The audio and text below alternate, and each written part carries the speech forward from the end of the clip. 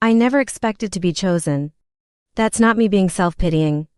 That's just the truth I had made peace with after for claiming ceremonies and for walks home alone. By 22, I had learned to stand near the back of the gathering, to keep my expression pleasant and neutral, to applaud for the people who found their other half and mean it genuinely, without letting the hollow space in my own chest swallow me whole. I was good at it by then, the neutrality, the pleasant face, the quiet drive home afterward where I allowed myself exactly 20 minutes of feeling it before I put it away and got on with things. My mother had told me gently, years ago, that some wolves simply weren't destined for a mate bond, that the moon goddess had a plan for everyone, and sometimes that plan was solitary and full and complete on its own. I had believed her. I had built my life around believing her. Which is exactly why I was completely unprepared for what happened the night of my 5th ceremony. It started in my chest, a warmth. That's the only word I have for it. A warmth that had no business being there, rising slowly from somewhere behind my sternum, like a fire someone had just lit in a room that had been cold for years. I didn't understand it at first. I thought I was getting sick. I thought the night air was doing something strange.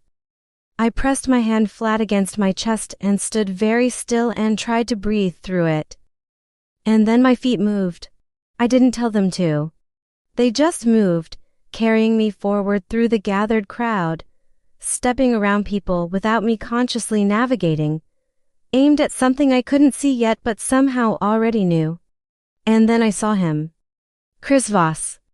Alpha of the Redstone Pack. 30 years old, 6 years into a leadership that had turned our territory from fractured and nervous into something solid and strong. He was standing at the front of the gathering the way he always stood, like the world was something he had already accounted for and made arrangements with. Broad and still and entirely unreadable. He was looking directly at me. The warmth in my chest became something enormous. My wolf surged forward so hard I nearly lost my footing.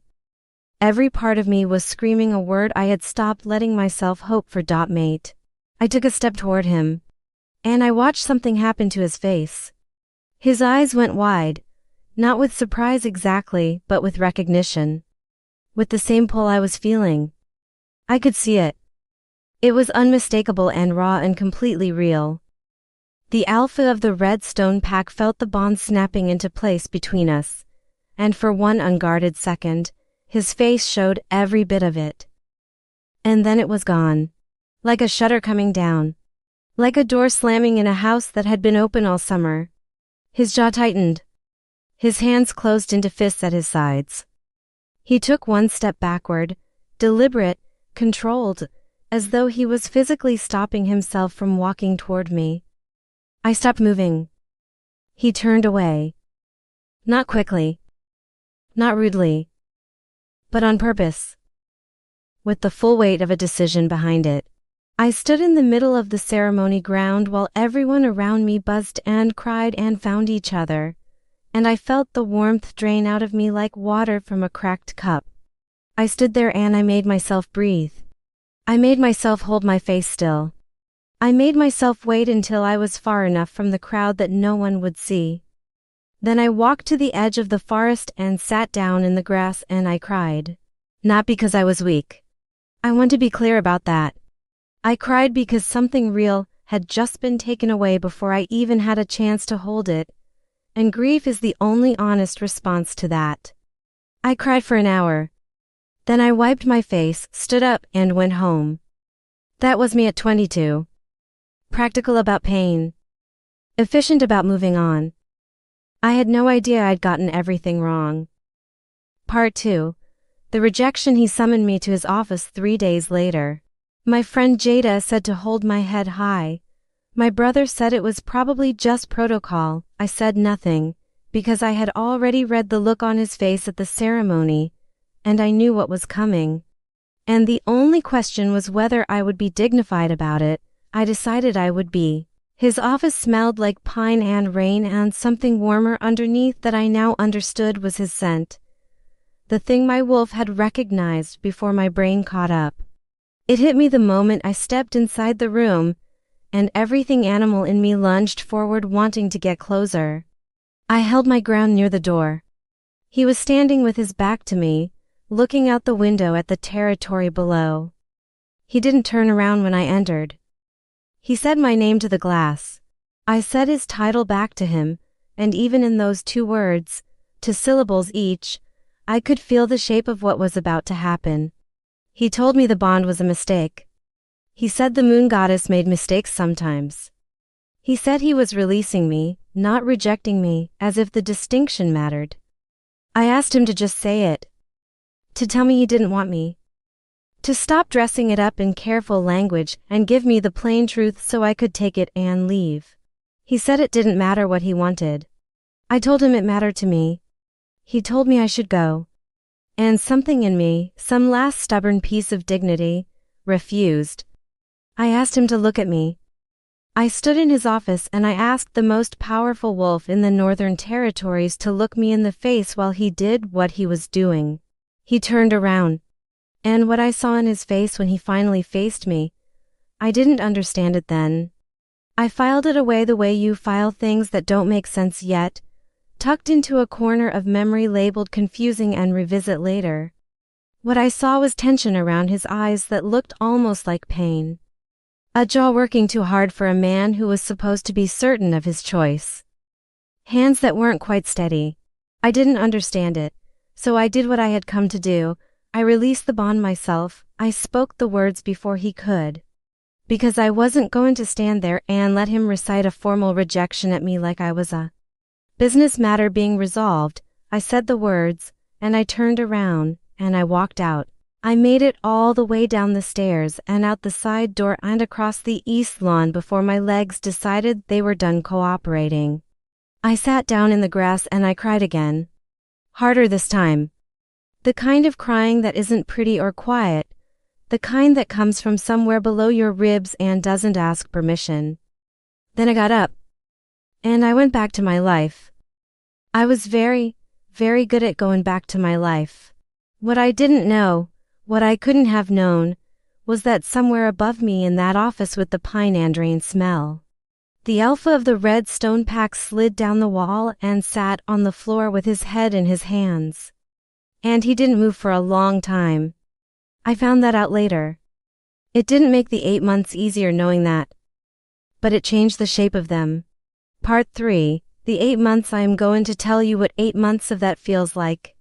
It feels like learning to navigate a house with furniture rearranged in the dark. You know where everything used to be. You reach for things out of habit and find empty air. You bruise yourself on corners you forgot were there. And eventually you map the new layout. And eventually you stop reaching. And eventually the bruises fade. Eventually. I train the younger wolves on Tuesday mornings. I had dinner with Jada twice a week. I helped my brother move into his new den on the south side of the territory. I read an embarrassing number of books. I was, by every external measure, completely fine. And he was always there. Not close. Never close. But always there, at the edge of packed dinners, across the room at weekly gatherings, far enough away that our paths never required us to interact.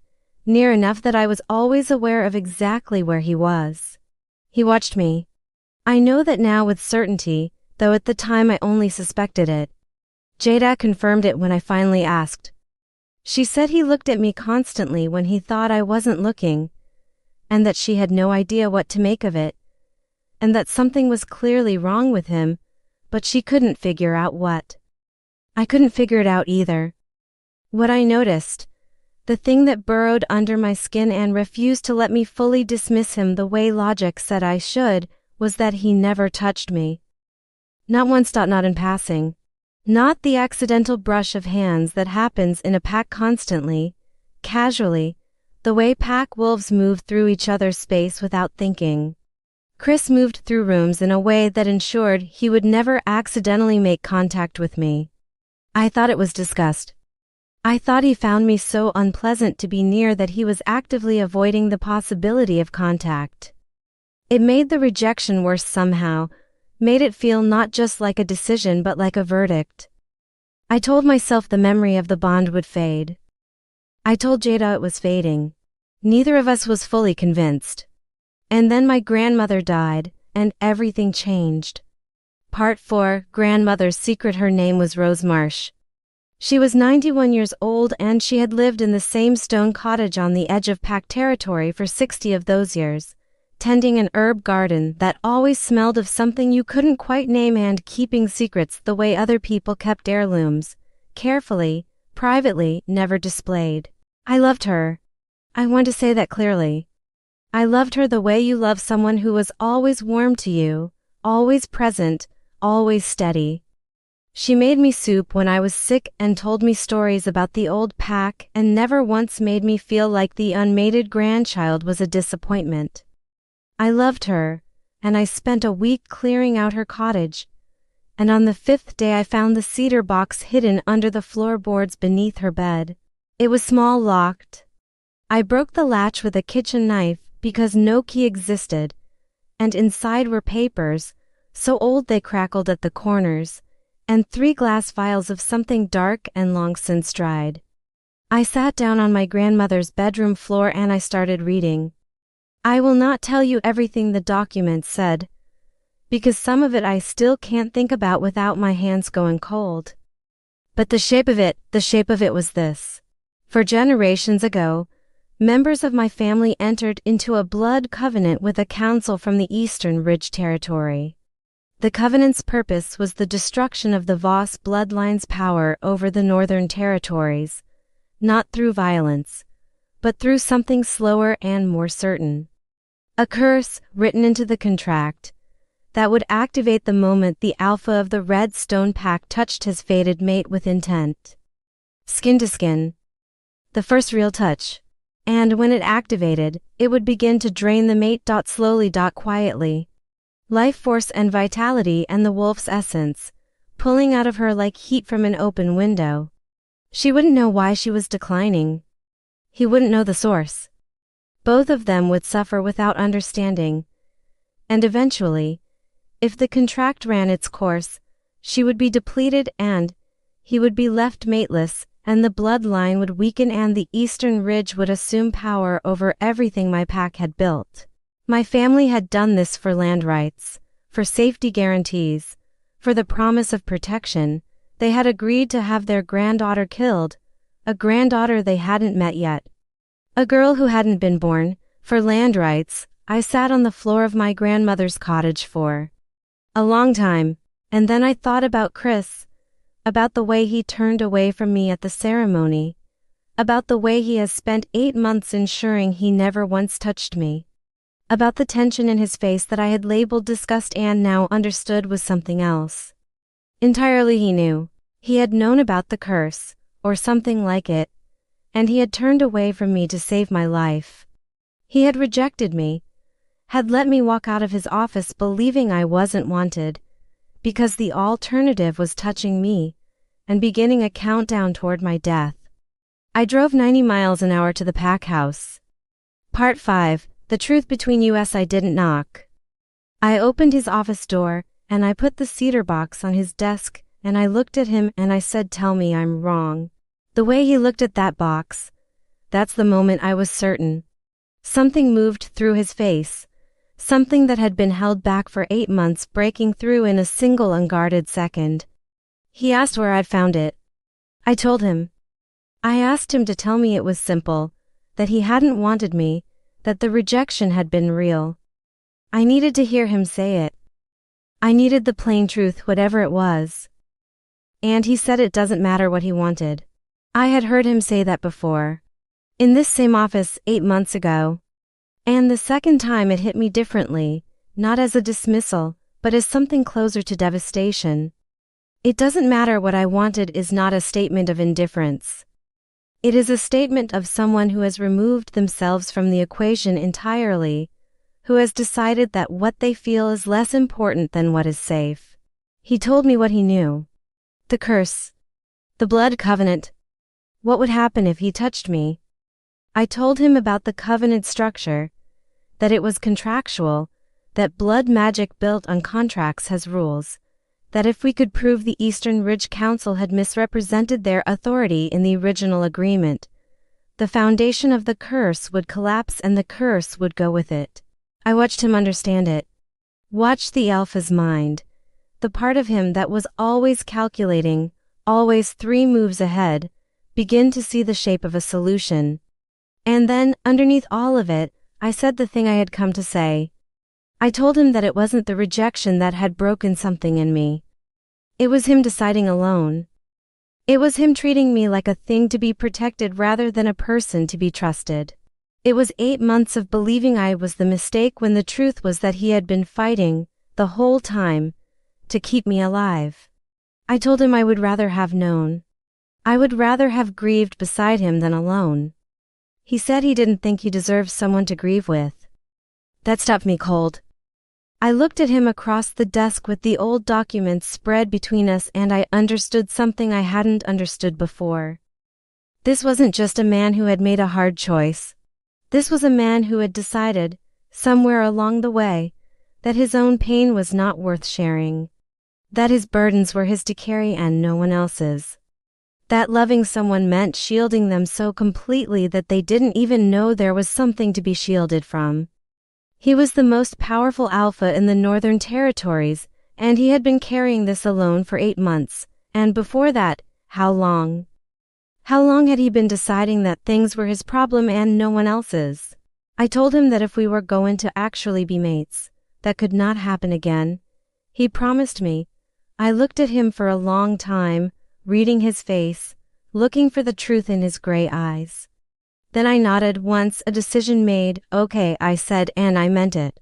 Part 6. The unraveling. The covenant collapsed on a Tuesday. It wasn't traumatic.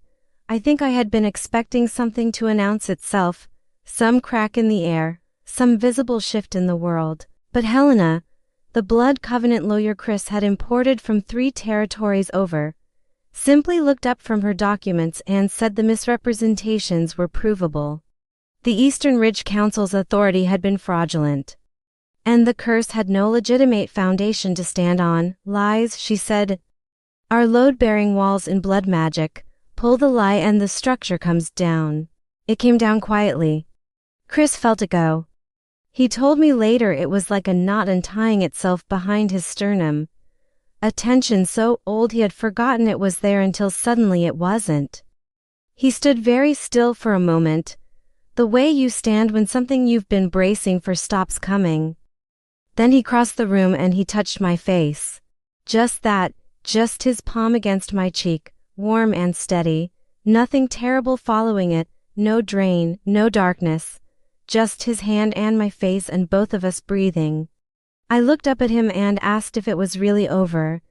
He said yes, and I let out a breath that felt like it had been waiting 8 months to leave my body. People always want to know what that felt like. They expect me to describe something enormous, lightning, revelation, the ground shifting. And I understand why. It had been built up so long and fought for so hard. But it felt like a hand on a face. Ordinary and warm and exactly what we had been fighting for. Not magic. Not lightning. Just the right to something ordinary. Which, I have come to understand, was the whole point. Part 7. The conversation we had to have, the conversation about what had happened between us, the real one. The one that wasn't about curses or covenants or legal proceedings. That one happened later, much later, after the Eastern Ridge proceedings were done and the pack had settled and we had both had enough time, that the urgency had faded and what remained was just the truth. I told him everything I had carried through the 8 months. I was honest in a way I don't always find easy, not performing hurt, but describing it accurately. The way you describe a wound to someone who needed to understand its shape in order to help it heal. I told him I had spent 8 months believing I was a mistake the moon goddess had made and been decent enough to correct. I told him that the loneliest part wasn't the rejection itself. It was watching him watch me and not understanding why. Not being able to reconcile the look in his eyes with the action he had taken, feeling like I was going mad trying to make the two things fit together. He listened. He didn't interrupt or defend or explain himself while I was still speaking. That was one of the things I was learning about him, that when something mattered, he went very still and he listened completely, and he didn't try to fix it before he had heard all of it. When I finished, he told me the thing I hadn't expected him to admit. He said he hadn't told me because he was afraid I would stay. Because he knew, if I knew the truth, I would have stood beside him and fought for a solution and refused to protect myself. And he couldn't watch that. He couldn't watch me stay knowing what the staying might cost me. I told him that was the most heartbreaking thing I had ever heard. He told me not to feel sorry for him. I told him I wasn't. I was furious with him, and I understood him, and both of those things were true simultaneously, which is not comfortable but is, I have found, frequently the shape of loving someone complicated. He asked me, eventually, if I would have done it differently, if I could go back to the ceremony and know what he knew, the curse, the danger, all of it. What would I have wanted him to choose? I thought about it for a long time before I answered. I told him I would have wanted him to tell me, not to solve it. I understood there might have been no solution at the beginning, before Helena and the covenant documents and the fraudulent authority, but to say, there is something wrong, and I am afraid, and I cannot come to you the way I want to, and I need you to know that this is not about you not being enough, just that, just those words. Even if nothing else could be different, because the 8 months themselves I could survive, I had proved that. What I couldn't have predicted was surviving them while believing I was unwanted, because that belief had worked on me in ways I was still finding, still excavating. Little hidden damages I stumbled across months later. He said he knew. He said he was sorry. And then he said the thing he had never said to me at the ceremony. The thing he should have said and didn't. The thing I had stopped expecting, and then one ordinary evening he just said it, quietly, looking at his hands, like it had been waiting inside him a long time. He said, "You were never the mistake. You were everything the bond said you would be, and then considerably more on top of it. You were always enough." I didn't cry. I had cried enough about this particular wound and I was done. But something in my chest, something that had been sitting cold and still since the night of the ceremony, finally, quietly moved. Part 8. What we built. We were formally mated 6 months after the curse broke.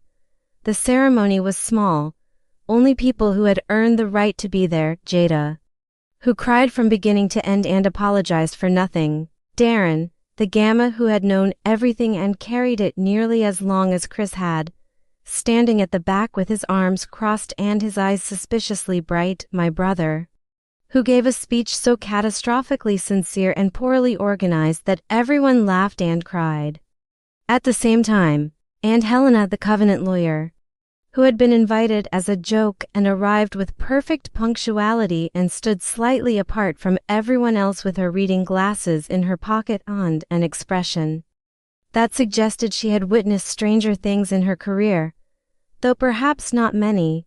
We were not immediately perfect. I want to be clear about that because I think it matters. You cannot spend 8 months in that kind of pain and then have it lifted and simply resume from some better starting point. The wound had healed, but the place where it had been was still tender. We were careful with each other in the way people are when they know how easily things can break. But careful is not the same as fragile. We were careful and we were solid. And there is a difference. He learned to say things out loud, not easily. It never became easy for him. And I stopped expecting it to. But he learned to say I'm worried about this instead of disappearing into his office and processing alone. He learned to say I need your opinion when what he meant was I need you. He learned that letting me in did not make him less of an alpha, it made him more of a mate. Those are different roles and they are not in conflict. But he had to learn that slowly and I had to give him room to. I learned that his silences were not always about me. That a man who spent 30 years deciding his own pain was private doesn't unlearn that in 6 months. And that patience with someone's growth is not the same as accepting their harm. I learned to tell the difference. I learned that I was not, in fact, the kind of person who was destined for a solitary life. I had believed that for a long time. Had believed it so thoroughly that I had built a whole identity around the belief. And part of healing was gently dismantling that identity and finding out what was underneath. What was underneath was just me, Emily Marsh, who trained young wolves on Tuesday mornings and read too many books and cried efficiently and loved fiercely and had never been a mistake at all. Epilogue. What I know now. There are wolves in this pack who still think of Chris as cold and touchable, the alpha who keeps everyone at a careful distance. I hear it sometimes, the way newer members describe him. The reputation that had calcified during all those years of necessary restraint. I look at them, and I think you have no idea what it cost him to be that. Because I know what it cost him. I know what it looks like when someone builds walls not out of arrogance but out of a specific and terrible love. The love that says I will hurt you by leaving rather than by staying. Because leaving is the kind of hurt you can survive. I know what it looks like when someone decides that the bravest thing they can do is remove themselves from the equation entirely. He was wrong. Not about the danger, the curse was real. But about doing it alone. About deciding without me. About protecting me from a truth I deserved to know. He knows he was wrong. That matters. The morning I found him in the kitchen at 5 a.m. because he couldn't sleep, I didn't say anything. I just put the kettle on and sat across from him in the dark until the window went gray. And he looked at me across the table with that unguarded expression he only allows himself very early in the morning, before the alpha of the red stone pack has had time to get properly assembled. And he said thank you. I said for what? He said for the kettle. For the sitting there. For not asking. I told him that was marriage. He said he was starting to understand that. And I thought about the girl who stood near the back of 5 claiming ceremonies and built her life around the belief that she wasn't chosen. I thought about her walking home alone in the dark with her face pleasant and neutral and her chest carefully, efficiently hollow. I wanted to tell her something. I wanted to reach back through the years and find her on that 4th walk home and say, you are not unchosen. You are not a mistake. You are not the thing the moon goddess forgot about or got wrong. You are the thing someone is fighting to protect, right now, tonight, in ways you can't see and won't understand for a long time. Hold on, that's all I wanted to tell her. Just hold on. The curse was built by people who thought they knew the shape of power, who thought power was land and territory and political authority and dominion over others. They were wrong. Power is a man who turns away from what he loves most in order to keep it safe. Power is a woman who drives 90 miles an hour with a cedar box full of century-old documents because she will not accept a story that doesn't make sense. Power is to people sitting across from each other in an office full of old papers, figuring out how to build something real out of the wreckage of all the things they were afraid to say. That's the story. That's all of it. I thought I wasn't wanted. He thought he wasn't allowed to want me. And somewhere between those two fears, in the long, costly, aching space between them, was everything.